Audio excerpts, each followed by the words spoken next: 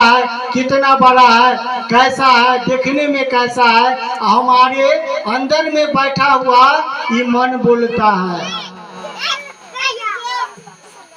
जेकर बोलती है ओकरे चलती है, बोलती बंद चलती खत्म। आपका रिश्ता खत्म हो जाएगा।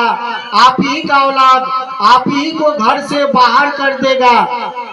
आप ही का औलाद, आप ही का बेटा बेटी, आप ही का पति, आप ही का पत्नी आपको घर से बाहर कर देगा। जब तक बोलती है तब तक रिश्ता है, तब तक बोलती है तब तक आपकी चलती है। बोलती खत्म चलती बंद हो जाएगी।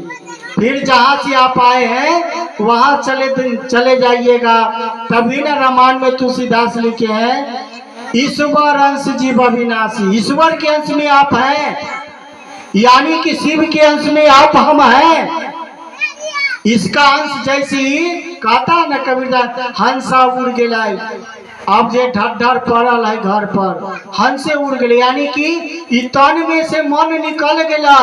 अभी तन के कौन काम, आप ही का रिश्तेदार, आप ही का सब कुछ जो है घर से बाहर कर देगा। आप ही सब कुछ जो है कष्ट काट के घर बनाए, खेत पथार बनाए हैं, महल अटारी घोड़ा गाड़ी बैंक बैलेंस सब कुछ किए हैं। क्या होता है, बैंक में पैसा रखा हुआ आपका बैंक में रह जाता है। खेत आप लिखवाए हैं, खेत यहीं पड़ा रह जाता है। आप महल बनवाते हैं, महल यहीं रह जाता है। यहाँ तक के महल से भी बाहर आपका तन को कर देता है। तन जाता है कहाँ, जहाँ से आया था वही तन फिर पुनः श्मशान की ओर आपको ले जाता है। श्मशान में कौन है, अघोरियों के रूप में वह गुरु है, कपिलेश्वर के रूप में वह गुरु श्मशान में है।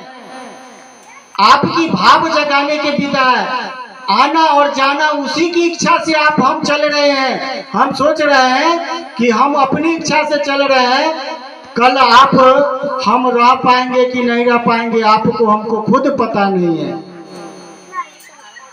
उसको पता है कि आपको भेजा है, कब तक यहाँ रहने देगा, कब तक आपको रहना है, और एक दिन आपको यहाँ से विदागरी करा लेगा, चल जाना होगा।